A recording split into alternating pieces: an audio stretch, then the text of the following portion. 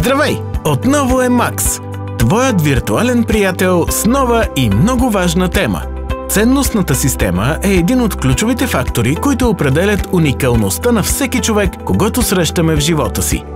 В Ники ООД смятаме, че ценностите са сърцевината на всеки бизнес. Не можеш да изградиш здрави основи, без да поставиш високи принципи, които да държат структурата ти стабилна. За да стимулираме уважението, екипността, креативността, иновациите, адаптивността и лоялността, в Ники ООД пренасяме семейните ценности в нашата работна среда. Когато се уважаваме взаимно, можем да работим заедно като добре смазана машина. Това ни позволява да се чувстваме сигурни и ни помага да постигнем високи цели заедно. Знаем, че когато сме обединени в един екип, можем да преодолеем всяко предизвикателство. Винаги се вслушваме в идеите на всички, защото вярваме, че всеки има какво да допринесе, за да бъдем по-ефективни в работата си. Креативността е жизнено важна бизнес ценност, която подхранва иновациите, стимулира растежа и гарантира дългосрочен успех.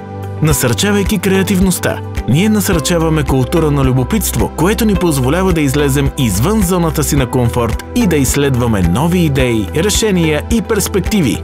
Като компания, насочена към бъдещето, ние сме гъвкави, отворени към иновациите и се изправяме с креативност пред предизвикателствата.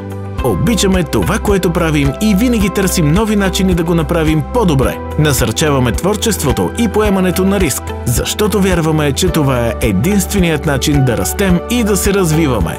Светът около нас непрекъснато се променя и ние трябва да бъдем готови да се адаптираме. Винаги сме отворени за нови идеи и възможности и никога не спираме да се учим. Ние ценим лоялността. Вярваме, че честното общуване води до силни взаимоотношения и по-добро разбиране. Ние държим на думата си и винаги сме честни един с друг. Това е основата, върху която сме стъпили здраво. Нека прегърнем това начинание и да бъдем смели и отговорни в действията си. Заедно можем повече, защото заедно сме по-силни.